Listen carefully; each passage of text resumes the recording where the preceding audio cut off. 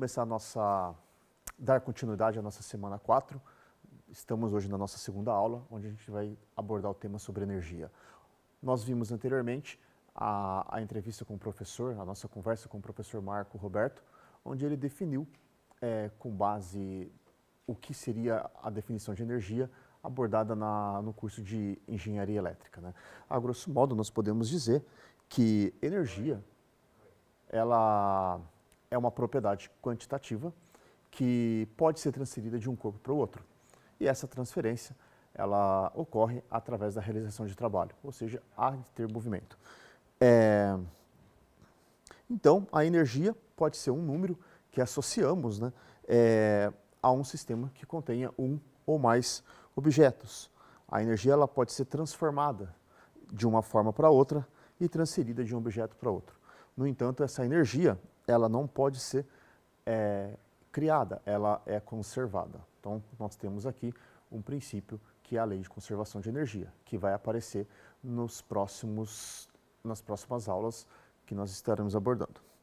Podemos definir algumas energias. A energia cinética, por exemplo, ela é uma energia associada ao estado de movimento. Se um corpo não está se movendo, ele não tem uma energia cinética associada a ele. Como nós iremos ver, ela está associada à velocidade com que esse corpo se desloca. Para um objeto que contém uma massa m e que se desloca com uma velocidade v, nós podemos dizer que a energia é representada por essa equação que vocês estão vendo na tela. K é o símbolo utilizado para energia cinética, meio de mv². Então, a energia cinética ela varia com o quadrado da velocidade, né? Qual seria a unidade que nós utilizamos para representar a energia, né? Nós utilizamos o Joule. O Joule ele leva esse nome devido às contribuições relacionadas à energia do físico inglês no século XIX, o qual ele estabeleceu uma relação entre um trabalho mecânico, ao deixar cair uma massa de uma determinada altura, ou seja, continha uma energia potencial. Podemos ver ali na figura, havia um conjunto de pás, onde essas pás giravam e elas transferiam energia aquecendo um líquido qual essas pás estavam contidas. Dessa maneira, ele conseguiu realizar uma relação, um equivalente mecânico entre energia mecânica e com energia cinética dessas partículas. E essa energia, que ele definiu como 1 joule, seria 1 quilograma que multiplica metro ao quadrado por segundo ao quadrado. Tá? Então, nós temos um equivalente mecânico de calor, como também foi denominado. Bom, então, para ter uma transferência de energia, nós vimos que é necessário ter um certo movimento, é necessário ter uma realização de trabalho. Então, essa transferência de energia, que nós vamos chamar de trabalho, ela pode ser definida como a energia transferida de um objeto através de uma força que age sobre esse objeto, pois ele está em movimento. Quando a energia é transferida para o objeto, nós vamos chamar que o trabalho é positivo. Então, a energia foi transferida para o objeto, ele é positivo. Se, por outro lado, a energia é transferida do objeto, o trabalho ele se torna negativo. Nós podemos, então, pensar em encontrar uma relação que ocorra entre trabalho e energia cinética, por exemplo. Então, nós vamos verificar qual a relação entre essas duas grandezas. As duas têm unidades de energia, as duas são definidas como Joule. Então, nós podemos pensar na seguinte situação. Vamos pegar uma conta. O que seria essa conta? Seria uma esfera que tenha um orifício, e por esse orifício a gente vai passar um fio. Esse fio a gente vai desconsiderar a sua massa. Vamos pensar que esse fio ele é ideal, ele não vai realizar nenhum tipo de atrito. Na posição inicial, que a gente está chamando aqui de K1, ou seja, energia cinética I, KI, nós teríamos uma velocidade inicial V0. E atuamos com uma força F, que forma um ângulo θ com a horizontal. Passado um determinado tempo, essa conta se deslocará de uma quantidade D e ela vai se encontrar naquela região com uma energia cinética que nós vamos chamar de energia cinética final. Então, e ali ela tem uma velocidade que nós vamos definir como V. Se nós aplicarmos a segunda lei de Newton, como nós temos uma força, nós podemos encontrar, e o movimento se dá de uma forma unidimensional, a força, na direção x, ela vai ser a massa vezes a aceleração daquela partícula. Bom, podemos usar uma das relações de cinemática, essa aqui é a tão conhecida famosa equação de Torricelli, onde a velocidade final ao quadrado vai ser igual à velocidade inicial ao quadrado, mais 2 vezes ax vezes d, onde é a distância. Bom, podemos pegar essa equação e fazer algumas operações com ela, como, por exemplo, multiplicar toda a equação pela massa daquela conta e dividir toda essa equação por 2. Quando nós fazemos isso, nós encontramos que meio de mv ao quadrado menos meio de mv0 ao quadrado é igual a fxd. Bom, o que é cada uma dessas quantidades? Nós vimos no slide anterior que meio de mv ao quadrado é energia cinética. Olha, mas eu tenho um índice, eu tenho que a velocidade é v. A velocidade v, ela está relacionada à energia cinética final. Por outro lado, a velocidade v0 ao quadrado está relacionada com a energia cinética inicial. Então, nós podemos escrever então, que o trabalho, que é o Fx dx, vai ser dado pela essa expressão que nós temos aqui embaixo. E, antecipando um resultado, nós podemos dizer que o trabalho ele é igual à variação da energia cinética. Então, para calcular o trabalho que uma força realiza sobre um objeto, quando este sofre um deslocamento, usamos apenas a componente da força que está na direção do movimento. Se a gente voltar ao slide, repara que eu não usei componente y, porque aquela conta ela se desloca somente na horizontal, ela não se desloca na vertical. Então, a componente vertical da força, ela não importa para os nossos cálculos. Nós podemos representar, então, o trabalho como a força vezes o deslocamento, o cosseno do ângulo. Aqui nós vamos usar uma definição importante. Lembra quando nós estudamos vetores nas aulas anteriores? E lá eu falei para vocês o seguinte, algumas outras operações irão aparecer, como, por exemplo, o produto escalar. O produto escalar entre duas componentes vetoriais, e aqui a gente apresenta ele. Quando nós tivermos um vetor vezes um outro vetor, nós calculamos o produto escalar desses vetores. E como nós calculamos?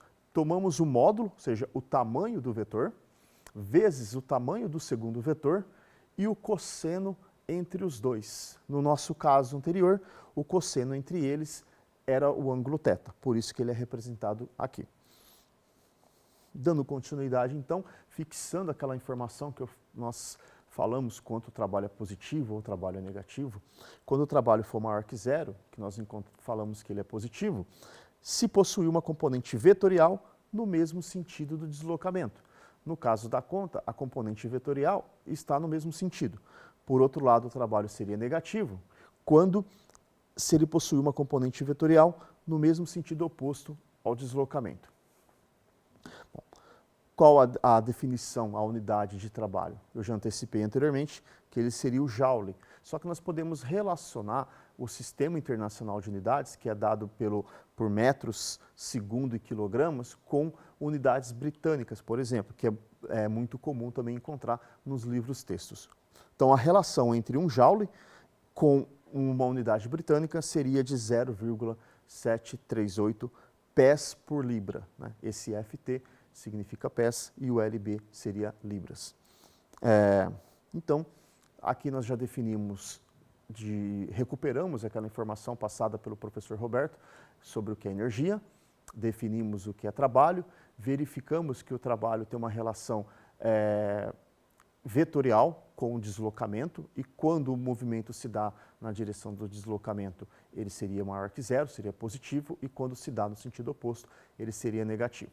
Vamos recuperar aquele resultado que nós vimos nos slides anteriores, onde eu antecipei para vocês que o trabalho é igual à variação da energia cinética. Então, nós podemos verificar aqui que nós temos que a energia cinética é final, menos a energia cinética inicial, e ela é igual ao trabalho. Essa é a informação que nós tínhamos. Então, nós podemos escrever que a energia cinética final menos a energia cinética inicial, então a variação da energia cinética, ela é igual ao trabalho. E esse resultado ele é muito importante para a gente utilizar em várias resoluções de problemas. Bom, podemos pensar, então, qual seria o trabalho realizado pela força gravitacional? Então, antes nós deduzimos aquela expressão usando uma conta se deslocando ao longo de um fio. Agora a gente vai imaginar uma bola caindo de uma determinada altura. Então, olha, nós temos definido aqui, essa bola ela foi lançada, né? Aqui ela foi deixada cair de uma altura D, então da posição inicial para a posição final nós temos essa distância aqui D. A força que atua sobre a bola é a força gravitacional e a força gravitacional está apontada para baixo. Aqui é importante a gente olhar uma seguinte informação, o trabalho ele é definido como a força, o produto escalar do vetor força vezes o vetor deslocamento. E, por definição, o produto escalar, ele é dado por o módulo da força F vezes o módulo do vetor D, o cosseno do ângulo entre eles. Então, vamos olhar quais são a direção de cada um desses vetores. A força F, olha, eu coloquei aqui do lado, em azul. Isso a gente está na subida. Ela está apontado para baixo, porque a força gravitacional tende a puxar os corpos em direção ao centro da Terra. Já o deslocamento D, ele aponta para cima, porque eu estou lançando essa bola. Então, se a gente olhar, eles estão antiparalelos. Então, um aponta para cima e o outro aponta para baixo. Qual é o ângulo desses dois vetores, né? O ângulo é um ângulo de 180 graus. Então, no lugar do θ, eu vou colocar cosseno de 180. Dessa maneira, o cosseno de 180 resulta em -1 e o trabalho realizado pela força gravitacional, ele é dado por menos mg vezes d, onde mg é o módulo da força gravitacional e o d é o módulo do deslocamento. Na subida nós temos essa informação. E durante a descida, uma vez que essa bola subiu, essa bola vai tender a descer. Então o que acontece? Vamos olhar de novo, né? Ela está descendo, nós temos aqui uma força Fg também atuando e temos aqui o deslocamento, né? No entanto, o deslocamento aqui agora ele é para baixo. Então nós temos essa seguinte situação, a força gravitacional está apontando para baixo e como a bola está descendo, o deslocamento também aponta para baixo. Qual que é o ângulo entre eles? O ângulo agora é de 0 graus, eles estão paralelos entre si. Então, o cosseno de 0 resulta em +1. Então, nessa expressão aqui em cima, nós temos 1. O módulo da força gravitacional é mais mgd. Então, logo, o trabalho realizado por esta força gravitacional durante o processo de descida é dado por mgd. Okay? Então, podemos prosseguir. E qual seria, então, agora? Nós vimos ali que a gente não tinha mais nenhuma força, só a força gravitacional atuando, né? Vamos pensar agora no caso de um objeto que nós estamos interessados em levantar e depois abaixar esse objeto. Então a gente tem essas seguintes situações, ó. Na subida, eu tenho a força gravitacional aqui e o deslocamento. Então repara que são vetores, né? E aqui eu tenho que olhar para essa situação aqui, quais são as forças resultantes que a gente tem atuando, né? Eu tenho a força gravitacional apontada para baixo e essa força apontando para cima. Então, para a gente erguer um peso, a gente realiza um trabalho, a gente realiza também um esforço, né? Pensando que o trabalho físico é uma coisa, o esforço físico seria outra. Durante a descida, eu tenho deslocamento para baixo, eu tenho uma força também atuando, no entanto, a gente não solta aquele peso, a gente tem uma força ali segurando ele também. Então, a gente pode escrever que a variação da energia cinética vai ser igual ao trabalho realizado pela essa força, o trabalho realizado por A, que seria durante essa situação que eu estou erguendo, e o trabalho também pela força gravitacional. No entanto, o objeto ele sai de uma situação onde ele estava parado e retorna para uma situação também onde estava parado. Então, há um movimento, mas durante o deslocamento a gente sai do repouso e retorna até o repouso. Dessa maneira, a variação da energia cinética nessa situação, ela é 0. Só que o trabalho para levantar o peso, ele vai ser então dado pelo negativo da força gravitacional, igual àquela que nós calculamos anteriormente, né? Como podemos deixar o caso bem mais completo possível, isso é dado em termos de um cosseno, né? Então nós temos que o trabalho para levantar ou para abaixar um objeto, ele é o negativo da força gravitacional vezes o deslocamento vezes o cosseno entre eles. Nessa situação, o cosseno entre eles seria zero. Okay? Até aqui nós trabalhamos com forças que não variam, somente forças constantes. No entanto, há situações na física onde essa força que atua sobre um corpo, ela tende a variar, ou com a posição ou com o tempo. Nesses casos, nós não podemos aplicar essa situação. Isso ocorre quando a gente tem, por exemplo, um sistema massa-mola. Então, nessa situação que a gente tem aqui. Quando a gente comprime uma bola, a força que atua, ela segue a lei de Hooke, que é dado por menos kx, né? Esse negativo aparece aqui porque a força sempre tende a se opor ao movimento. Então, nessa situação, a gente não pode usar essa expressão direta. Nós precisamos encontrar uma forma de levar em consideração que essa força tende a variar. Tá? Então, a força aplicada, ela não é constante. Não podemos usar essa expressão, é uma força variável. Nesses casos, então, eu vou ter que calcular o trabalho realizado pela força elástica e de que maneira eu vou fazer isso daqui. Bom, eu sei que pontualmente, né, isso vem lá do cálculo diferencial, essa força pode ser calculada como se fosse constante.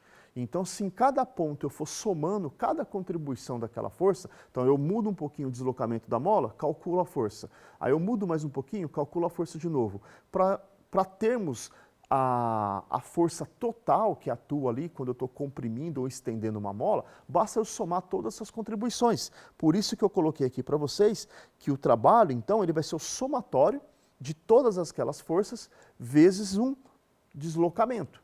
Então, aqui tem um ΔX. Então, se eu conseguir separar isso em incontáveis divisões, incontáveis ΔX, ok, não vai ter problema, eu vou conseguir calcular. O problema aqui é que muitas vezes a gente não consegue deixar isso de forma quantificada. Nós precisamos, então, diminuir isso tendendo a zero, onde esse somatório ele tende para uma derivada. Nessa maneira, substituindo o resultado aqui, onde nós temos menos kx, e a variação dx, nós chegamos que o trabalho realizado pela força elástica, ele vai ser menos meio de k, essa k é uma constante, o deslocamento final ao quadrado, menos o deslocamento inicial ao quadrado. Né? De uma forma um pouco mais limpa, podemos escrever aqui dessa maneira separado. Né? Aqui nós temos a energia potencial inicial, menos essa energia potencial final. Nessas situações, então, o trabalho ele vai ser positivo quando a posição final do bloco está mais próxima da origem, né, daquela que nós deslocamos. Por outro lado, ele será negativo quando a posição final do bloco está mais afastada da posição final. Okay? Então, nós podemos então só representar aquela figura, então, como eu falei para vocês, então se a força ela é variável, nós temos que essa força ela descreve uma relação com a posição. É isso que ocorre no caso da lei de Hooke, no caso que nós estamos usando um sistema massa-mola para comprimir ou não uma mola.